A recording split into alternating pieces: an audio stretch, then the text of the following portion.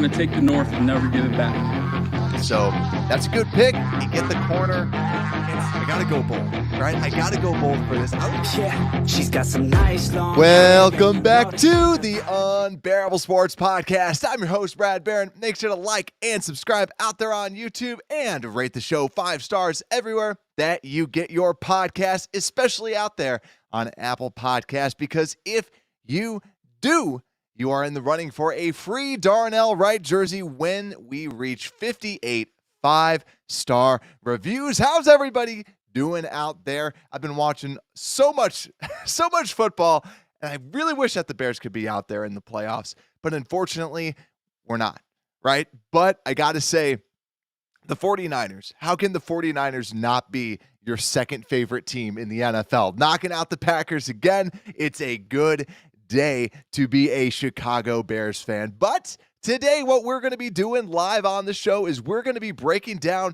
the offensive coordinator candidates, because we talked about who we would want the Bears to get, but we didn't necessarily talk about now the people that they've actually been interviewing, what type of system. And also, I have a chart up there for people out there on YouTube you can see, and people that listen.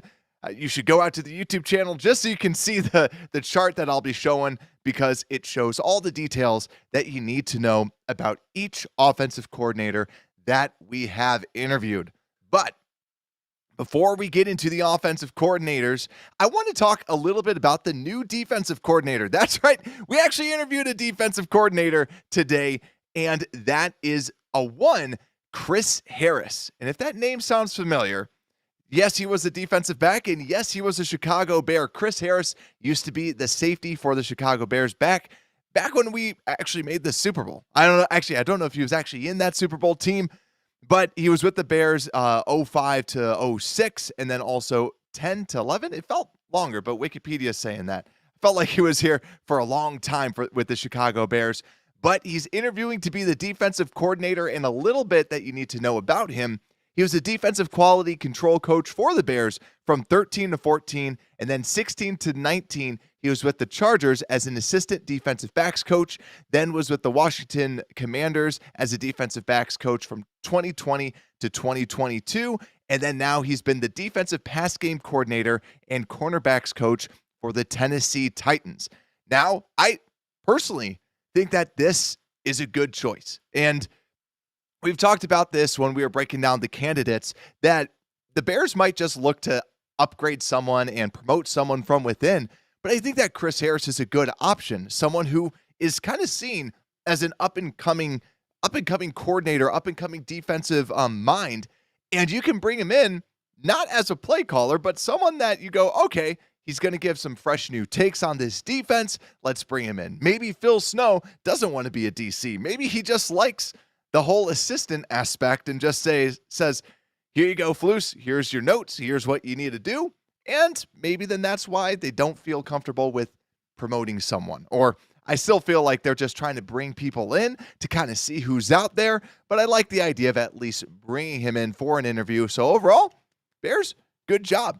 Also, Sean Desai is another name to look out for. He runs a different type of system than the Bears, but I believe that he just got fired by the Eagles. Correct me if I'm wrong with that. Someone to at least just look out for.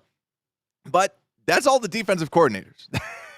That's as far as we know, right? I think that they might be interviewing Borgonzi or those other defensive position coaches, because they've kind of come up with Matt Eberflus, but I really do think that Eberflus is going to call this defense. So this defensive coordinator is not going to be anything too crazy, too out of the ordinary, I would say. Just someone who's kind of an up-and-comer like a Chris Harris makes a lot of sense.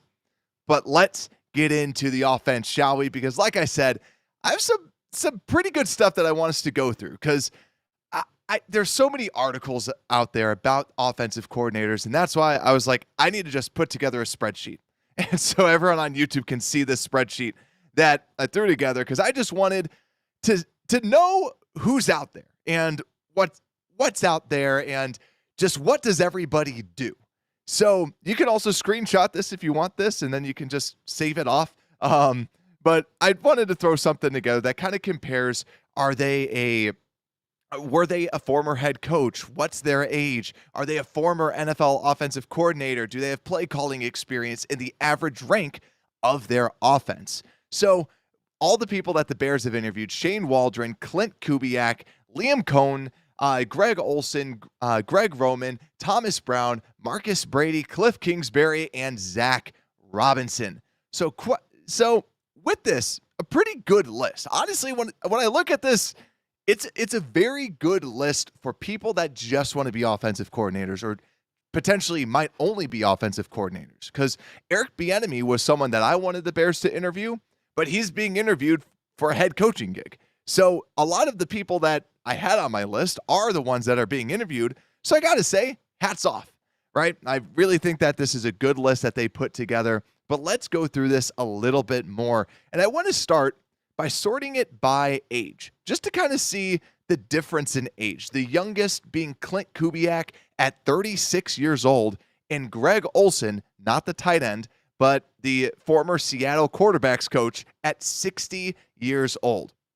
And when you look at this list, you kind of see that there's a lot of young players, a lot of young coaches that the Bears are interviewing. Klint Kubiak, who's 36, Zac Robinson, who's 37, Thomas Brown, who's 37, and Liam Coen, who is 38. So under 40, 4 people under 40, almost 50% are under 40. And then you have Waldron at 44, Brady at 44, Kingsbury at 44, and then Greg Roman at 51. So a little bit all over the place, but I like that they're at least kind of bringing in some of these young up-and-coming minds. And speaking of that, for those that can see my screen right now, you can see that there's one person that sticks out that looks like the worst candidate imaginable, right? Because you look at this, and like I mentioned before, we have former head coach, NFL OC, play call experience, right? And the person that doesn't have any of that is Zac Robinson, the person from the Rams, potentially former Rams passing coordinator. So I kind of want to ask out there to the fans that are watching, are you afraid of if the Bears were to hire Zac Robinson? Because I'll tell you a little bit about him. So Zac Robinson was a quarterback. He played for the New England Patriots, Seattle Seahawks, Detroit Lions, Cincinnati Bengals, but ultimately didn't last too long. And then he ended up working for PFF as someone who watched every single snap and was a grader for PFF.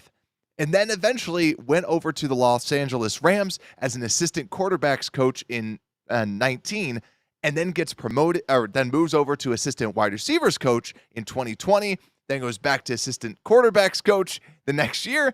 And then from 2022 to present, he's been the pass game coordinator and quarterbacks coach for the Rams.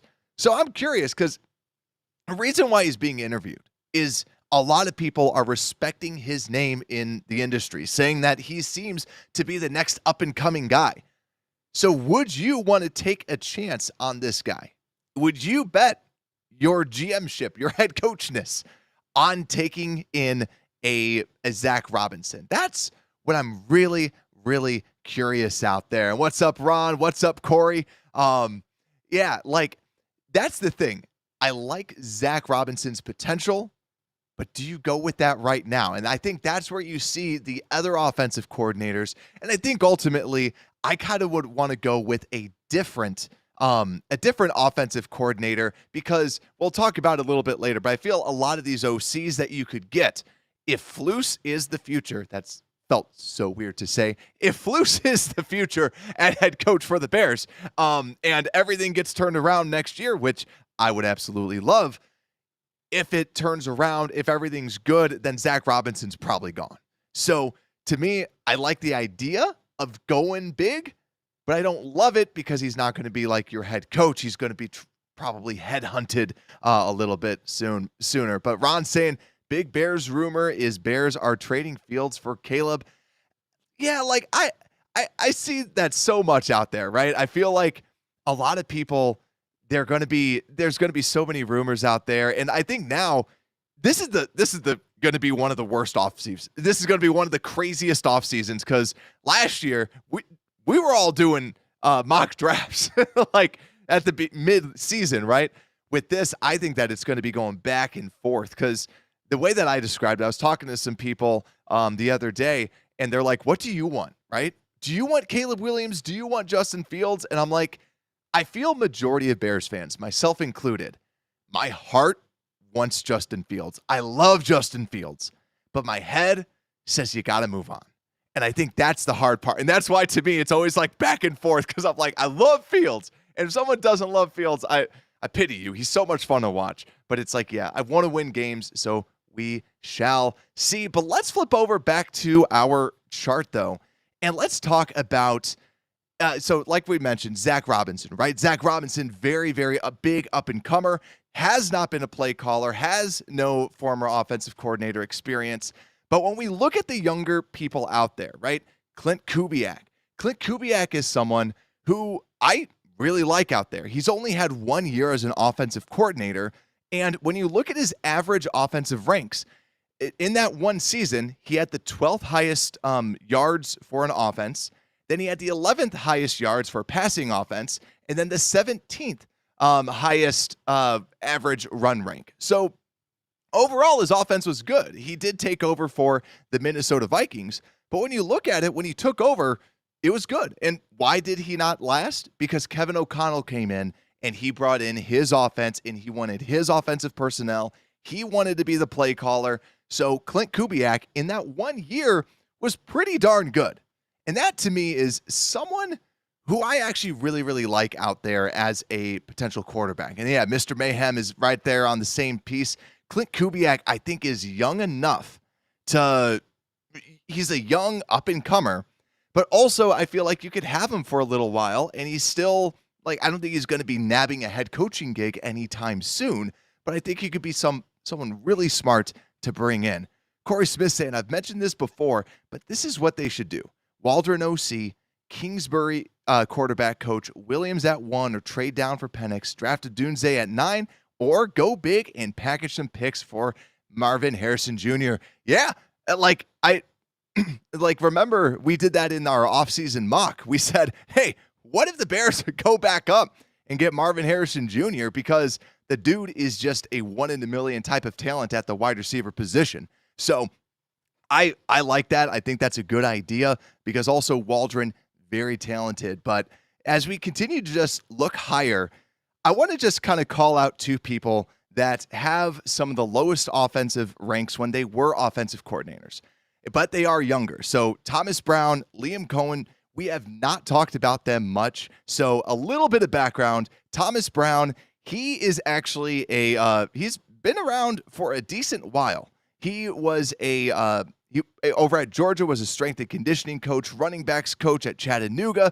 running backs coach at Washington, running backs coach at Wisconsin, running backs coach at Georgia. So you get a common trend. But recently was the offensive coordinator for the Carolina Panthers. Before that was the assistant head coach and running backs coach and tight ends coach for the Los Angeles Rams.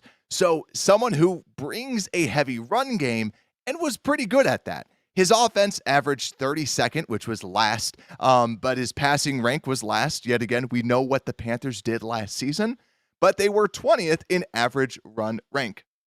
Really what you're seeing out of him is that he's a running coach first, right? And maybe the Panthers did him dirty, right? He only had 1 year of experience and he had like very minimal play calling experience because after Frank Reich left, then he took over play calling duties. So that's where, to me, I don't think going with someone who is known for running backs, you don't want to pair him either with Justin Fields or a new quarterback if the Bears end up going that route.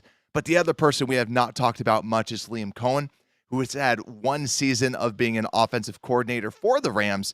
And when he was the OC for the Rams, they literally had the worst offense. So take that what you will. But why did the Bears interview him? Because of his being an offensive coordinator at Kentucky. A lot of people credit him for molding what Will Levis ended up becoming as the offensive, being a quarterback. So I'm not a fan of either. I really hope we don't go with the Liam Coen or Thomas Brown, but that's someone that I just am not a big fan of at all for the offensive coordinator position, right? Thomas Brown, it'd be interesting to give him a chance, but I think that since he's so focused on the running game, I'd rather just have, you win in the pass. I want to get someone that can develop quarterbacks. So let's keep going down, though, a little bit more, and let's see former head coaches. So I'm just going to sort this by former head coaches, and there's only one. And I think that we all kind of know who the only former head coach is, and that's Kliff Kingsbury. He was a head coach for 4 years, as we know, with the Arizona Cardinals, and now he is the USC quarterbacks coach.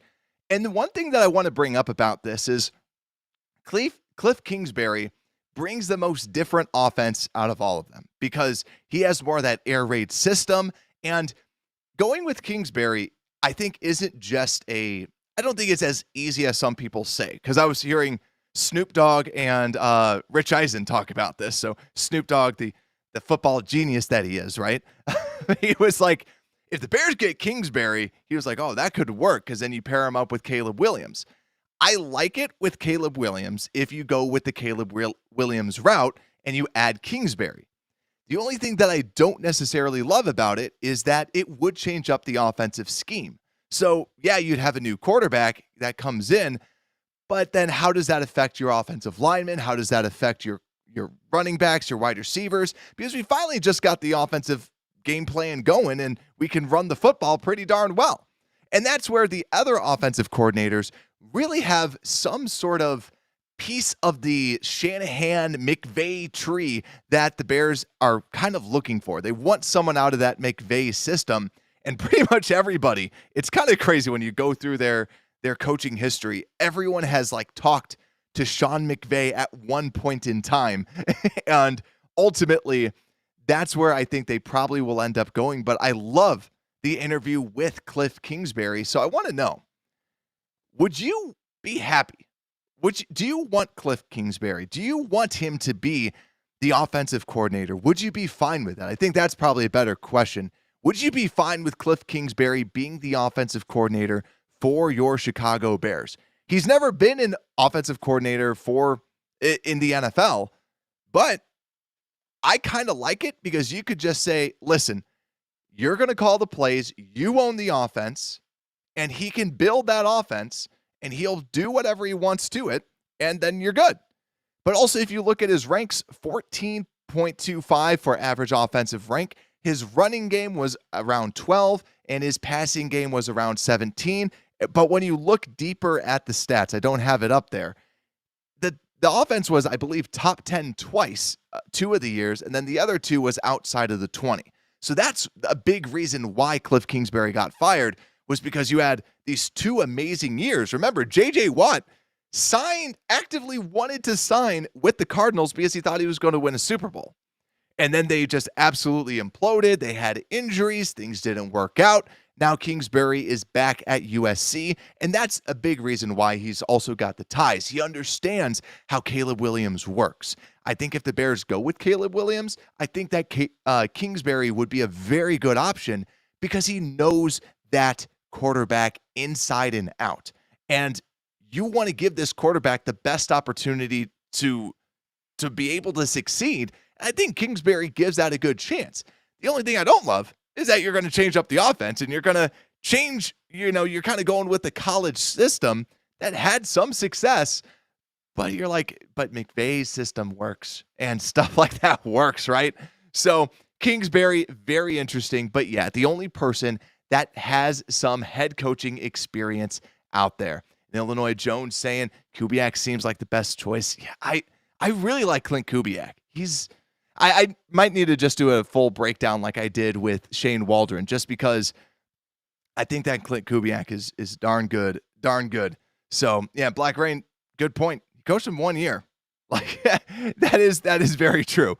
Kubiak or Kingsbury, it was only 1 year, wasn't too in and out type of deal. Jay Sanders, Waldron and Kubiak as the coaching people. But let's move on to the next piece, the former offensive coordinators, and let's look at this, shall we? So the former offensive coordinators, we have 2 people with over 10 years of experience. That's Greg Olson and Greg Roman. So Greg Olson, we have not talked about him much, and he has a lot of offensive coordinator experience going all the way back to 1990. Before I was born, he was the offensive coordinator of Central Washington. Then later on, his first NFL gig was with the Detroit Lions in 2004 to 2005, and then went over to the Rams in 06-07. And with the Buccaneers, was over with John Gruden, then was the offensive coordinator for the Raiders, then with the Raiders again with John Gruden, offensive coordinator for the Jaguars. He's been the offensive coordinator everywhere, right? Now, the only thing what I'll say about him is Greg Olson understands quarterbacks. He's more of a passing game person. You look at his numbers, his average offensive rank is about 19th, which isn't that great. His average pass rank is 15th. His average run rank is 21st. So with Greg Olson, what you're getting is more of a passing game than anything else. He is currently, or was, the Seattle Seahawks quarterbacks coach, and that's where I think if the Bears were to go after a Waldron and sign him, then maybe Greg Olson comes over as that quarterbacks coach. Has a lot of experience, would be good to have in that room. I also gave him 2 checks for play calling because he has literally over a decade of play calling experience. Very experienced, but it doesn't necessarily mean that he's this elite play caller by any stretch of the imagination. Also, Gio, thank you so much. Just subscribe. Good content. Thank you so much, my friend. Also, Bears Bones. Klint Kubiak is my vote. New, more innovative plays. Yeah. And like we said, only 1 year of experience and ended up getting, kicked out because of another head coach coming in. And then Illinois Jones, maybe Detroit's quarterbacks coach, whoever has worked with Goff. Yeah, right? Like that. Actually, that would be worth an interview. I like that. I've not heard anybody bring that up, but I think that's a really good point. Because, who has made Jared Goff look like he's competent? We need to get you in this building right now, and we got to talk to you, right? And Bevel, that's right. Yeah, I saw that, Jay Sanders, when you sent that. I'm like, I know who you're going after, but I didn't know who it was. But yeah, Darrell Bevel is someone the Bears have not interviewed, but someone to at least keep out there. But let's continue going also with Greg Roman, because Greg Roman, I got to tell you, right? Greg Roman, to me, is someone who has gotten the most hate out there. But when you look at the numbers, let's look at the numbers, right? Shall we? Greg Roman, his running game, here, I'll switch all the way to the very end. Look at this. So his running game averages as the 2.8. So literally it averages as a top 3 unit. And the big reason why is because he was the offensive coordinator when there was Kaepernick and also Lamar Jackson. So the guy understands how to create a running game, right? So if you could bring him in as your run game coordinator or something like that, I'm all for it. Right? He was the Ravens offensive coordinator. He's now been at like a free agent. If you could make him your running backs coach / run game coordinator, heck yeah, sign me up. Because like going through this, I'm like, he has multiple years of number 1 rushing offenses with Kaepernick and Jackson, right? Obviously that helps, but overall his offense would rank 15.3. Now the downside, why I don't necessarily love him as the offensive coordinator, is that he has the 27th on average passing rank. So they don't pass it well. They just run the ball freakishly good. So that was a big piece, right? And yeah, Jay Sanders was saying too, he was listening to a Baltimore Ravens podcast. Yeah, they hate him. And also, who is it? Hollywood Brown hates him as well because he said, he just kept putting him out of position, made the the wide receivers run weird routes. So but also a big reason why Greg Roman has come up and was on lists like myself was because if you want to keep Justin Fields, Roman seems like the easiest option. He understands how a running quarterback works, right? So I think that's why he comes up and why a lot of people talk about Greg Roman. But we got Mr. Munoz saying, you think they wait for Kubiak if it means everyone else get taken. Meanwhile, because Kubiak is currently, with the 49ers. Oh, that's a good question. Because, yeah, do you wait for him with the 49ers? Because right now, yeah, like, I think that if you have I think that you might be able to understand the feelings inside of the interviews and kind of gauge his overall interest. But yeah, maybe that's also the reason why they haven't pounced on like a Shane Waldron, right? That might be a big reason is because, hey, we've talked to Klint Kubiak and right now he's focused and he doesn't want to just be like, all right, peace out.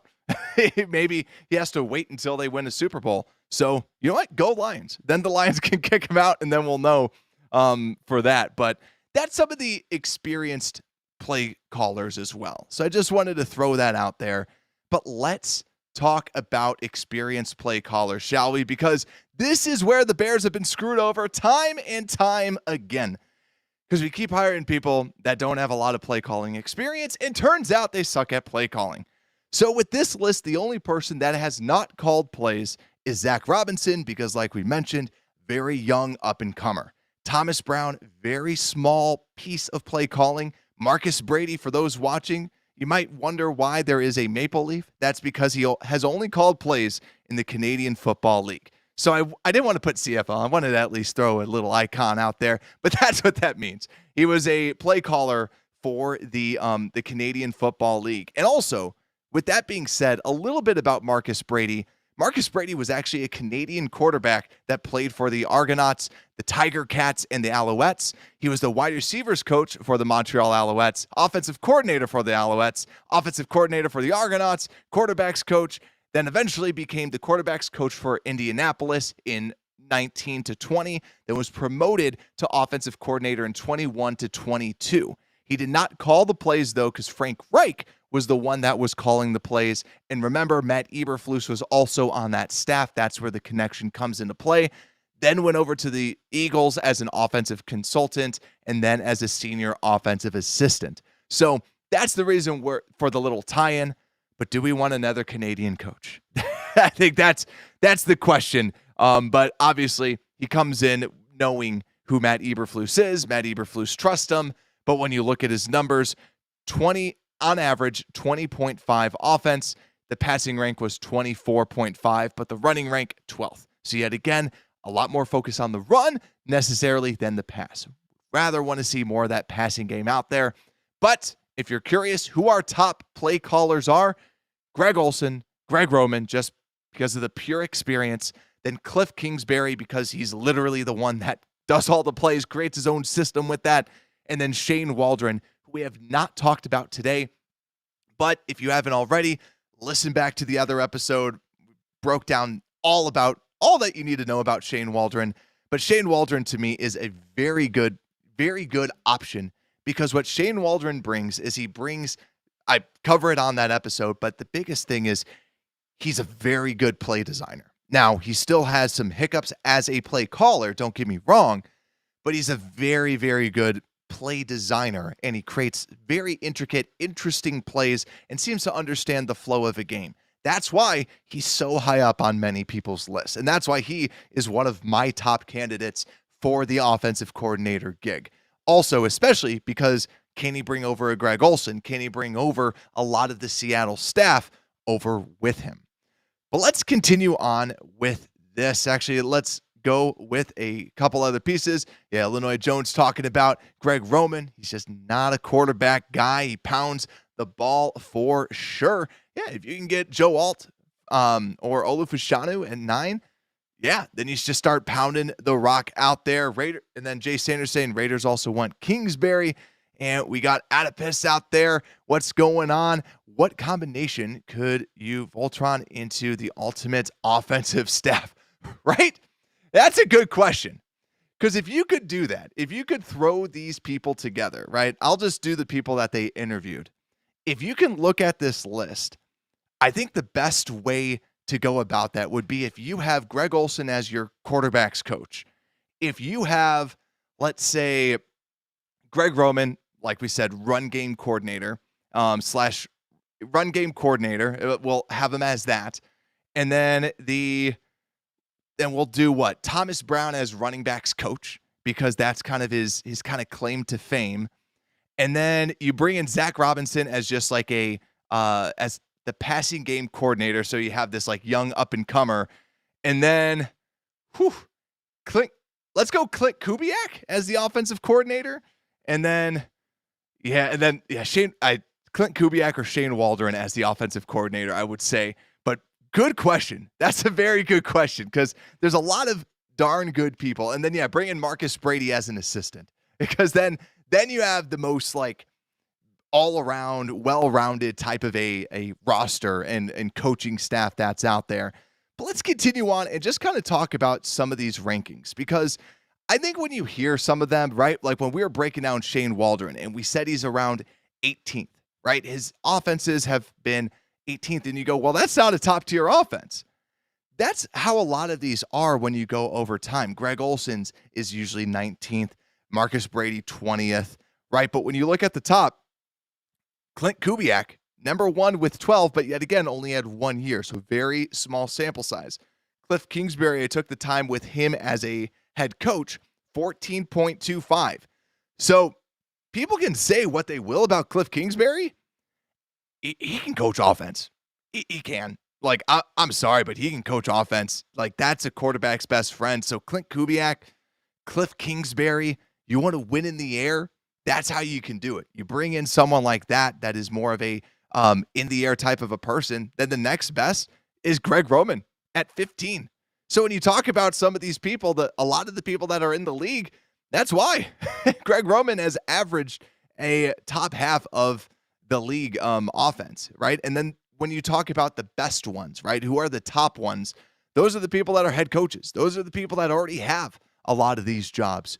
But let's go over to passing because we want to figure out who can be the best passers. And it's no surprise, right? Klint Kubiak is number 1 because he had that 1 year with Kirk Cousins. And then Greg Olson, 15th. And then Shane Waldron at 16th. So yet again, passing game coordinators, the pass is very hard to get because those people get snatched up. But Kliff Kingsbury is 4th on the list. And then everyone else is below 24. But then, like we mentioned before, the average run rank, Greg Roman is just at the top.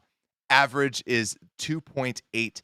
Marcus Brady's is average of 12. So, yet again, good running attack. It had Jonathan Taylor over there. And then Kliff Kingsbury, 12.25. Think about that, where they had James Conner and also Kyler Murray to run that football. So, and then Klint Kubiak, our boy, number 17, Shane Waldron, 19. So what do you guys all think? Because that's kind of what I just want to know. Now that we've kind of talked about a lot of the people that the Bears have interviewed and talked about their ups and downs, who do you want the Bears to hire as that offensive coordinator? I can pull up the list again just so that people can kind of see that. But let's go up with it again. And when I look at it, I think that the people at the top of my list, right? I'm just going to like kind of sort this by the offensive rank again real quick just because I feel like that's a good justification. When I look at this and I look at who are the top people that I like, out of all the people that they've talked to, I'd say my top people, Klint Kubiak, just because there's a lot of potential there.